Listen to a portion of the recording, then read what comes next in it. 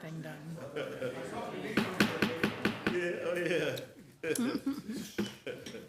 I'd like to call the Macomb City Council Committee of the whole to order, please. If the clerk would call the roll. Justin Shu. Here. John Vajezi. Here. Byron Shabazz. Dave Dorset. Present. Ashley Katz. Don Wynn. Here. Dennis Moon. Here. 6 present. We have a quorum, thank you. Citizens wishing to address the City Council on matters germane to the agenda of tonight's meeting are limited to 3 minutes and are asked to be brief and concise in making their remarks. Comments submitted by mail or email will not be read aloud, but a copy will be provided to each member of the council and made a part of the minutes of this meeting. Does anyone wish to speak to the council in the public comment section of tonight's agenda? Sir.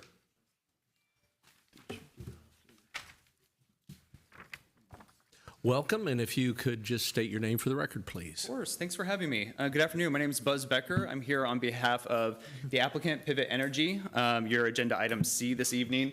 I have a presentation with me. We'll definitely not get through that whole thing, but if we could bring that up. What I want to do, certainly, hopefully, the council will have some questions. I can get into more of the materials, and hopefully a lot of that was addressed during the Planning Commission. But want to focus my 3 minutes on some of the kind of higher level considerations from an impact and benefit standpoint of this project. So if we could move on, if I had these slides memorized, that would be impressive. But no, you're familiar with this. That's in your packet. We can go to the next slide. We'll get to community character and how we can do dual ag and make it look nice and pretty for you with large setbacks. We'll go to the next slide. Of course, it's great for stormwater management because we get deep roots that are there for a while. Next slide, please. This is one of the big ones. So the two things that in staff and first dialogue in this project, they wanted me to pursue and figure out before I got to you was, number one, how does this interact with that northeastern bypass? I said, hey, if this is going to be built, IDOT has to sign off on this. Otherwise, IDOT has that development constraint on this property. And so we went ahead and worked with the Bureau Chief of Land Acquisition at IDOT and got a formal clearance for them. And so essentially, you have that clearance in your packet. I have it quoted here that essentially says, that bypass is not being contemplated at this time, it is not funded at this time, and so that this project would be able to move forward. The one thing that I did want to call out there is you don't have to take my word for it, you don't have to take their current position for it. Part of the agreement for us to get our construction permit for you, if this project were to go forward, would be an agreement between this project and IDOT that says, if you do go forward with the bypass, we have to remove it. We have to get it out of the way, the bypass goes forward, that always has precedence for the life of the project. So it's a good protection that is not even with the council, not even with the applicant, but that IDOT maintains that control there. Next slide, please. This is a big one, and I have a handout here that I'll remind you all of this one. So this is a project that brings a lot of resources to Macomb, particularly to Macomb City Schools, that is not asking for public services. It is not putting kids in your school district. It's not, it's a real fiscal net win here. And so there we have it mapped out for you. Again, you don't have to commit these to memory. I'll have a little flyer here because this is pretty important. But one of those things to consider when we think about this property and its ability to transition to maybe more intensive uses in the future. Next slide, please. Again, apologies for going quickly as you deliberate this project on your agenda. Happy to discuss more. Because this is contemplated as a community solar project, these are the type of savings that folks in Macomb who subscribe to this project could get. So our estimation is that it's about 3,000 of what we consider like an average residence. Of course, that assumes a household size. But in that first year, that is $300,000 that is not going to Ameren, that is staying in local pockets. And over 20 years, we're talking $6 million. And those are really awesome savings. I can talk more about how we are owners and operators. We have a specific group that goes and gets those subscriptions for people and targets as close to the project as possible. So I'd ask that you bring that up during our questions. I wanted to hit on that real quick. Next slide, please. We have done so much community outreach. And again, if you bring me back up, we'll talk about all the folks we talked about or talked to in this area, whether it's business leaders or local landowners, nonprofit organizations, really tried to reach out and make folks feel comfortable about this project being potentially in that place. The one thing I would shout out here is... That is your time, sir. Thank you. I look forward to talking more. The council would remember that under our adopted rules, if you have questions for the gentleman, then you can feel free to ask those when the item comes up for discussion in the agenda. Anyone else wish to speak under the public comment section of the agenda? Mr. Brown.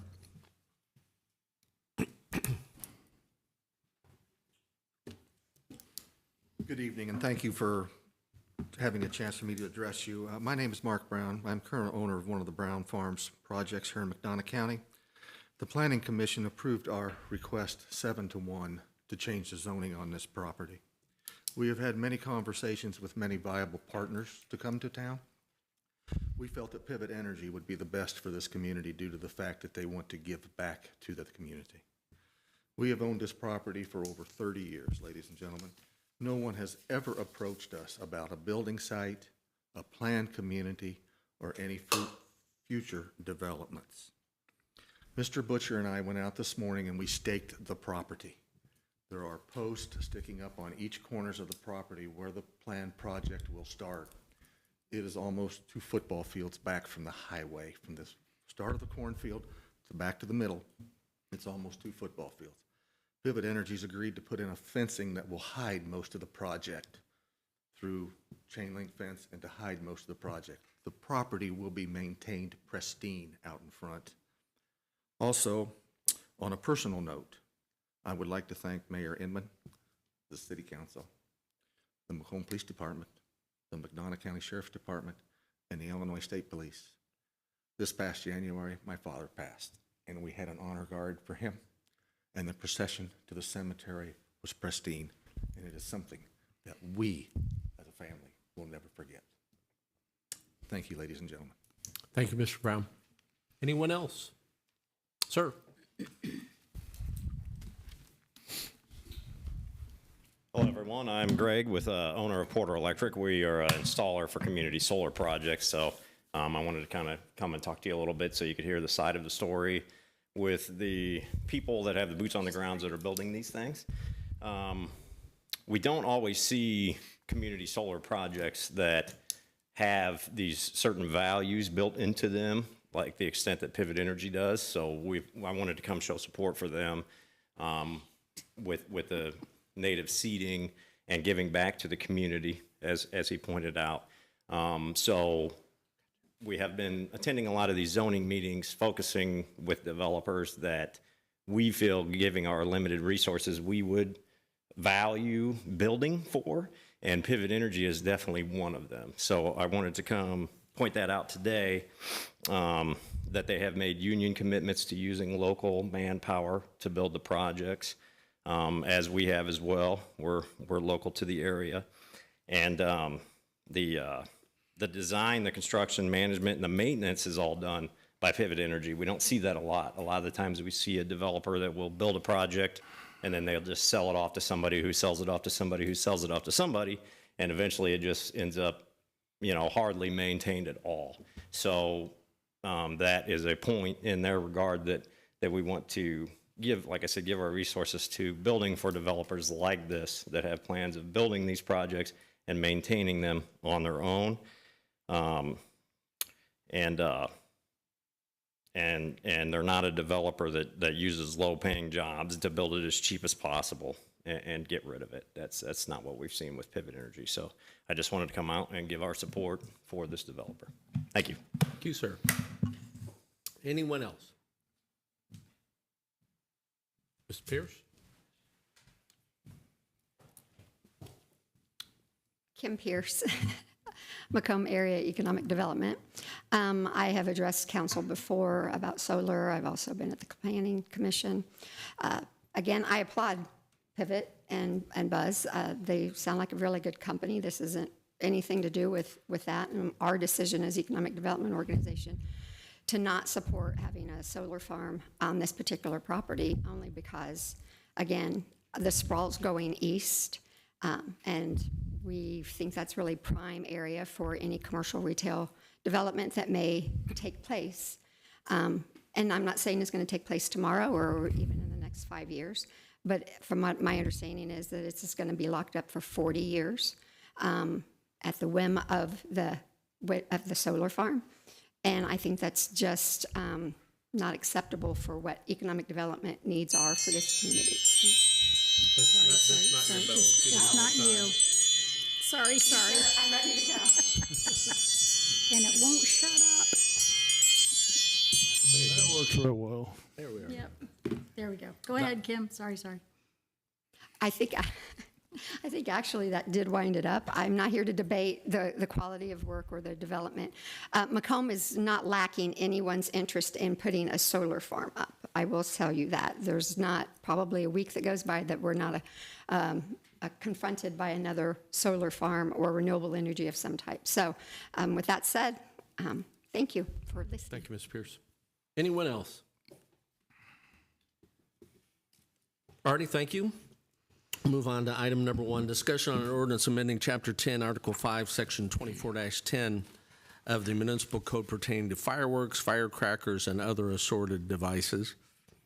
This ordinance had first reading at the June 17th meeting, and there was some discussion there about the issue at hand. The chief is here. Does the council have any questions for him about, or Ms. Scalf about the proposed ordinance? Alderman Vajesi. Not a question, but just a comment. Again, I want to make sure we reiterate, this is not something that the chief is doing. This is not something that the city attorney is doing. This is not what the city is doing.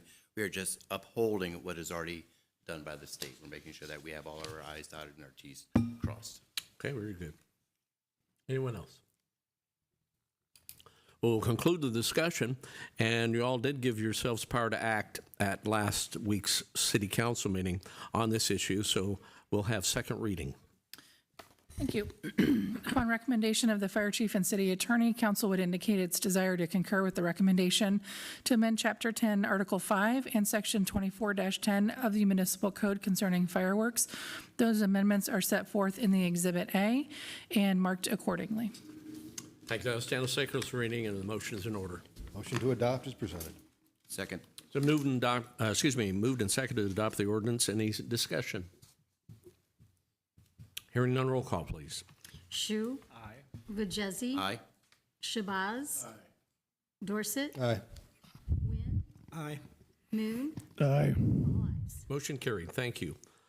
And item number 3, discussion on an ordinance to authorize the issuance of a special use permit to allow a large-scale solar energy system in an AG1 agricultural zoning district at the property located northeast of the intersection of U.S. Highway 67 and U.S. Highway 136.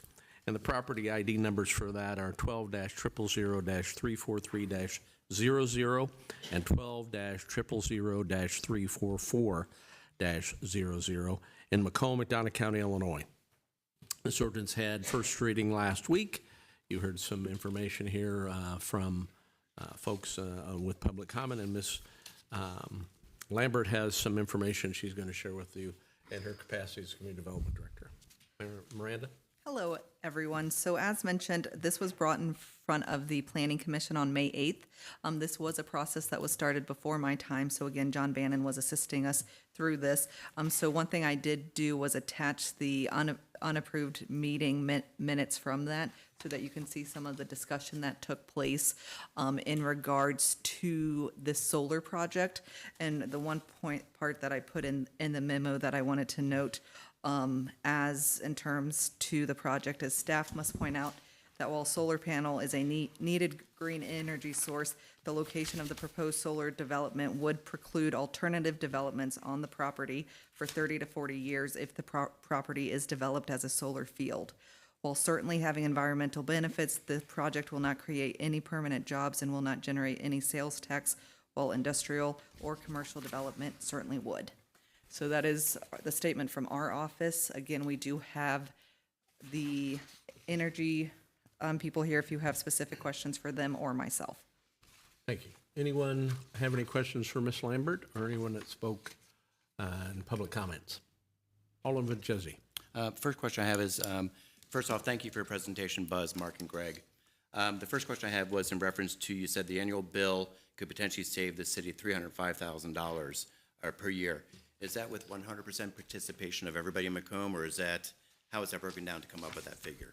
You can come up. Yeah, I appreciate that question, John. And in my speed reading, if we could go back to that slide that showed the kind of, this is slide number 7 that has the potential subscriber savings there. I'll go a little slower and walk through the math on that piece as that pulls up. Cool. So what we have here is just your average annual usage of Ameren customers here in Illinois. And what we did is say, okay, if that's our average annual usage, that equates based on our projections of the production of this type of project to about 3,000 customers. So that's where we get that that number there. What we said is, and this is based on some of the data that we found, is the average monthly bill is at that kind of 154-ish. So what I'm doing is I'm basically taking that over 12 months for that 3,000 plus consumers and coming out to that 10% difference that gets us that 300,000 per year. So yes, that would be under the assumption that we could subscribe as many people locally as possible. If not, what we start doing is then working out in the radius. We also work with looks like small commercial or even bigger commercial entities. It doesn't just have to be residential households. In fact, before I even met with the Planning Commission, I met with the facility manager at Pella, and they indicated some interest in doing something like that. And it's a powerful story to say, look, we're getting a discount on locally produced energy, and it's literally in our backyard. Like, that's really cool. And as we think about recruiting other folks into that area, and I'd love you to maybe ask a question. I have another slide about other opportunities for parcels along that area to develop. It's a great story to say, hey, we have clean energy that is building up the grid to be more robust, that could better handle like a manufacturing client. Okay. But within that, again, my question is, of that 3,060 people, you're participating with 100% of that group. Sorry, is it? So going back to your slide. Yeah, sure. So where you're saying that of the 3,060 people, a percentage of the people that are utilize Ameren, you're looking at 100% of those customers to be able to get that number. Oh, that we would be, that is a, This that is is a projected number. It's not necessarily a correct. factual number. That would be the offer, assuming the project is fully subscribed. Correct. So it could Yes, sir. actually be less than that if you only get 10% of the people to subscribe to this. Because there are other entities that are calling around right now with the same type of offer. Oh, sure. They might be south of town saying, hey, we have an offer here, we can save 10 or 15% off your energy bill. Yep, that would be on our folks to make sure it's subscribed. Okay. Yes, sir. I have a couple other questions. Sure, of course. You'd mentioned earlier, actually, Mark had mentioned that they went out and put out stakes today, saying that the project is going to be 2 football fields away from the road. Yep. So that's essentially 240 yards away from the actual road to the north. So, and may I show some slides? So as you know, both we have Highway 136 that curves towards the western part there, and then of course that site array is not just one line, it's a little bit staggered. So I can kind of show you different sections where we've measured it out. And again, this is not me as a licensed surveyor, but you know, satellite imagery and whatnot. So let's walk through those real quick. If we could go to slide 9 first. And I think what Mark was referring to, sir, in anticipating this, is that that's kind of on average. So we'll talk about a few of those points in particular. So here we have, so that first picture, that is your eastern section. As you know, there's kind of 3 different sections as they have those frontages to 136. So on average, that section, which is about a quarter of the frontage, is around 580 feet, give or take. That central section, which is about half of it, is closer to 670, has to be pushed back a little bit with some of that wetland feature. And then if we go one more, next slide, thank you. Actually, let me get on that second picture there. That's on average, that western kind of quarter section at about 430 feet on average, as you know, kind of trying to find that middle point of the curve. To your point, sir, maybe if I'm anticipating it, that closest point, so where that curve is closest to the array, and then that nearest corner where there's a panel is about 300 feet. So that would be closer to 1 football field, but as we measure that across the whole frontage, that's where it's roughly 580. Okay, so it's much closer than actually was stated. Just at that one point, though, Okay. sir. Yeah. The next question I have is you did mention giving back to the community. I do know that a number of the energy groups do try to do that. So that's not something that only you participate in, and I appreciate you mentioning that. But I do appreciate the fact that you are trying to give back to the community. But you're trying to make it sound like you're doing something different than everybody else. I'm not trying to be the naysayer on this, but just trying to clarify that. What else would you be able to do that is different than what everybody else is trying to do as far as giving out discounts, giving back to the community? What specifically would you be doing? Yeah, my understanding, sir, in having the conversations with WIRC is they had not been approached by another solar company. So I think that is unique. As you know, that is the nonprofit group that administers light heat funds and does low-income home weatherization. So a $75,000 commitment to help meet the need of folks in energy bill burden that's not met today by government grants or whatever else, like that is distinct that not other people are doing. Okay. And then the last question I have is in reference to IDOT. Sure. You mentioned that if IDOT does decide that 5 years from now, we decide to go ahead and push this through and say yes. 5 years from now, they decide, guess what? We have funding available. The governor signed off, so we have funding. We're going to go ahead and put a bypass through. Yep. So they would go ahead and supersede you and be able to take down your solar field. 100%. So that would be a fairly significant loss for you. 100%. Okay. And it's not, so it's something that it would be a condition of the permit. And as you know, we would have to have our decommissioning security in place at our expense that the city could call on. So not even, Pivot doesn't even have to be compliant. The city would be able to call on that decommissioning security. So at our expense, you would be removing that thing upon that notice from IDOT. Yeah. Because as Ms. Pierce said, my concern is the location of this. Sure. I am all for solar. I think it's great. It's clean energy. Yeah. It gives money back to the school. Yeah. So there's a lot of good things behind this, but the location is, to me, not necessarily the best location. We just opened up a John Deere to the east. And where I see it, and I've been here for 20 years, it takes time to get infrastructure built. It takes time to go ahead and get new businesses in, especially the way the economy is right now. We don't know what's going to happen in the next 2 years, 5 years, 10 years. Yep. IDOT could turn around and say, hey, we don't have money right now, but guess what? We just found some extra money, so we're going to give you some extra funds. And whether that be for infrastructure, new roads, or whatever it happens to be. My concern is that we scare away a potential retail or a potential business because of where the location is. Again, I think green is wonderful, but I think that moving it to a different location would be an outstanding idea. Okay. To that point, sir, if I could get slide 11 pulled up. Definitely agree that we want to be mindful, and that was one thing that staff really brought up with us, to be thoughtful about, hey, what is that eastward expansion, as we're looking at that as the development priority for the city. And here we have what's exciting is we could still have this development, you could still have all this money and resources and nonprofit we've talked about today, and there are still other parcels that are contemplated by the city that could be that commercial or manufacturing tenant. So it's definitely, not the last parcel that could do it. We see some other parcels here that are available, which is exciting. And of course, anything kind of east of the Brown family as well. So I do think there are other opportunities, sir. And Ms. Pierce, you had mentioned earlier that there's potential, you are the expert in when it comes to trying to recruit businesses into town. And I would hate for us to have an opportunity that came into town and said, we want to be contiguous and move outward, and then not have that opportunity. So that, again, is my concern within this. Okay. Thank you. Anything else, sir? No, sir. Thank you. Anyone else? Alderman Dorsett. Yeah, I'm following up on Alderman Vajezzi's concerns. The numbers are bouncing around here as far as the setback goes. And it's the frontage, I think, is the important part as far as the development for other things down the road. Yep. Part of the thing that we look at is, yes, there's not been anything pushing forward on the bypass lately, and there has been limited growth. But for us to tie the hands of a council 30 to 40 years in the future is problematic, especially if these numbers aren't quite, if we had more frontage there, if you can bring high traffic, high intensity things to the front and things that are less consumer friendly to the rear, it certainly sounds like a much better option. Part of the reason that the Ware Avenue development is going through is Ware Avenue is not developed property.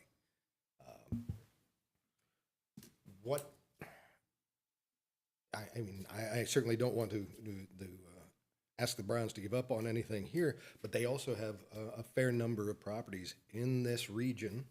I'd be happy to see this in some other location, but this one right here, we have to, we can't just listen to our staff when they tell us what we want to hear. And while this would be good in the big picture, in the short run, we also have to pay attention when they tell us that it's probably not in the best interest. So that's a real concern we've got here. If I may, sir, a couple points there. I think one of the things that we want to be mindful of in a location is be proximate to where the infrastructure is. And so that makes us able to augment and invest in that, because we're not having to build brand new lines in a location where it doesn't exist. That's part of the location, which helps explain that. Certainly we tried to push it back as far as possible and to preserve as much of that frontage. I think what Mr. Brown said is, you know, in their 30 years of owning it, they have not received that inquiry. So that's one of those tensions. We have this offer today. Of course, it is a little bit of a longer development, but there's not, and I think you would ask the Economic Development Office, and we did, there is not a tenant on that, or someone who's coming to them for that property. So I think that would be that, and why we want to present slide 11 there is, you know, I don't think this is the last opportunity to do another Pella. I think that there are definitely some other properties that are there too, and you could also have this one today, is what we were trying to communicate. Alderman Vincenzi. I do have a little bit of a rebuttal towards that. So with the Kmart building that's currently locally in downtown, with the addition of 2 national retailers, I think that will now open up the breadth for other retailers to start looking at us. Because we haven't had a national retail chain here, but having 2 very large retail chains opening up in Macomb, that I think will also start to spur people to start look at our location. Most retailers have started changing their demographics as far as how big the stores are going to be, what they're looking for, instead of going into large markets, going into smaller markets, making a smaller store to be able to capture those sales, because they're missing out on those opportunities. Sure. And that's where I see where Ms. Pierce is saying, I see those opportunities coming to Macomb, especially now that we have the footprint of national retailers coming in. They're now saying, okay, well, now Macomb becomes viable. Whereas before, someone might have been a little skeptical about being the opening person to do this, but now that we have 2 national retailers, I think they have a better chance to be able to come in and say, okay, we see what you're doing, we see that you're doing smaller footprints, maybe we should follow suit. Appreciate that, sir. And would this be a situation where if we had the right setback where we could show, hey, these are commercially viable lots there at the frontage, but you could still have the solar in the back? Is that something that might be received differently for you? Possibly I'd want to see what it would look like. Sure. And then discuss with everybody else, kind of see what would be the best as we move forward. Okay. Thank you. Anyone else? Alderman Shu. Just a question on that, and I know they're unofficial minutes, but Ms. Pierce, could you state in here that growth is diminishing for a variety of reasons? Can you bring that to life? Basically, the conversation that happened in Planning Commission that let me refine it. It's asked if there's projected growth in Macomb for the area for the next 20 years. Ms. Pierce stated the growth is diminishing for a variety of reasons. Could you talk a little about that part? Yeah.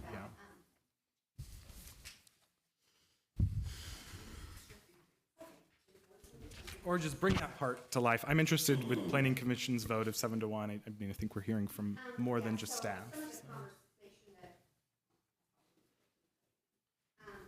Some of the conversation that came out of that Planning Commission meeting was that one of the guys that's on the board there talked about he hadn't been out for Frontier by anybody's request to go out that far east for any infrastructure. Well, Frontier is not an indicator of whether or not there's going to be development there. And so that came up from his conversation.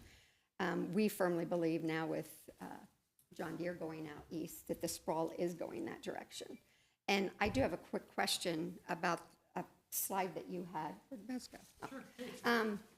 You had some sites on there that MadeCo currently promotes for development. Did you and I talk about what I promote for development for acreage? No, and I apologize. So if we go down, this was, if we go to slide 16, we just found it on your website. So sites that were marketed on your website. So that's probably not a good indicator. It's sites that are available. Sure. That's through LOIS, so location one. Okay. Sites that we promote through MadeCo aren't going to necessarily be public opinion because all of a sudden the price increases. Got it. Okay. So you're not going to publicly say we're promoting an area. So I do kind of take a little bit of issue on trying to define that I'm not promoting that property because Understood. that's not true. But anyway, I don't know if I addressed completely what you were talking about. Yeah, that helped bring to life But we a little do bit. firmly believe that we have a finite amount of space available to continue to do retail and commercial growth, and it is going to the east. And that parameter was set up by John Deere when they went out there. And there is a lot of property there. And again, this is not about Pivot Energy. Yeah, sure. It's not personal. It's not, I know, it sounds very routine, but it's not personal. But it is truly so that when I'm gone and you guys are gone and the mayor's gone and we're not doing our positions anymore, that there's still options available for the community to grow and to progress. And renewable energy is great. It shows that we're a progressive community. But I will again say that we are not not getting calls a lot from renewables, whether it's solar or wind still. And the other side of that is, I know WRC was brought up, which, by the way, I am the chairman for the WRC board. So in clarity, a lot of times they don't come beforehand to offer up an incentive. They do it as they're working, because there are encouragement from the state to do community payback. So this is not a novel idea. It's just the cart came before the horse. But again, that's the sprawl, and that's how we see it. That's how we've looked at it. Support it. The project is not in this location. And I know it's private property, and I hate it, but it is in the 1.5 mile purview, and the issue might be with county. I don't know. But anyway, that's our position for it. Thank you. Thank you. Any other discussion? Any other comments? I have a couple of points of clarification, if it's Buzz. So the information you quoted in your slide is a quote from a bureau chief at the Illinois Department of Transportation. It is not an official document or release by IDOT for this project. Is that correct? That was from the clearance memo, sir. So, and you still would have to apply if you're granted the use to get IDOT approval. Is that correct or no? No, the clearance memo has already been issued. Okay. So my other concern or thought is that in the city of Macomb, about 20% of our residents are McDonough Power subscribers. Okay. I would say that's likely on par or low for the balance of the county. So those folks don't have any opportunity to take advantage of incentives through this project because they're power cooperatives. Is that correct? They would not be subscribers to it. Right, correct? so Yes, they wouldn't be able to be taking advantage of this. And my other question for you is what Ms. Pierce mentioned there just a moment ago. You solicited a letter of support for this project from the regional council in exchange for a $75,000 contribution, but that was predicated on this passing this body. Is that correct? We cannot make that donation without the project. Right. Yes, sir. Okay, thank you. That concerns me. All righty. Any other discussion or anything from the council? All righty. We'll place that on for consideration at the July 1st meeting. Item number 4, discussion on ordinance to amend sections 15-214 and 15-216 of the Municipal Code of Macomb relating to parking. And I think you provided a copy of... The memo last week had the maps. I have a copy if anybody needs it. No changes to the proposed modifications. Okay. Any questions or discussion on that item? All righty, hearing none, we'll place that on for further consideration then at next Monday's city council meeting. Item number 5, discussion on ordinance amending chapter 17-197 of the city's municipal code pertaining to minor subdivisions. And that had some information in your packet last week. Is there anything you want to clarify there, Ms. Scow? No changes. Okay. Any discussion on that item? Already hearing none, we'll place that on for further consideration at next Monday's city council meeting. Item number 6, discussion on an ordinance to vacate the alley running north and south between East Carroll and East Calhoun Streets in Block 12 of Original Town in the city of Macomb. I think there is one bit of clarification we want to have regarding this. Is that right? Ms. Yes, Scow? although not required, I did think it was important to reach out to the owners that would be affected by the vacating of this alley. The owner of the northernmost parcel did have concerns with this alley going to them, so we would be modifying the request to vacate only the alley south of the east-west alley. So the northern portion would remain city property. Any questions or discussion? So to clarify, that's behind the Ritz and behind the Lemoyne. Is what we're Is what vacating. we would keep. Was that your question, Alderman Dorsey? Right. All righty. Alderman Shabazz, anything? No. All right. Already hearing no further discussion on that, then we'll place that on for second reading at next week's city council meeting. There is no other business this evening. We would entertain a motion to adjourn. Motion to adjourn? Second. Moved and seconded to adjourn. Any discussion? Hearing none, all in favor say aye. Aye. Opposed, same sign. Motion carried. The meeting is adjourned. Thank you.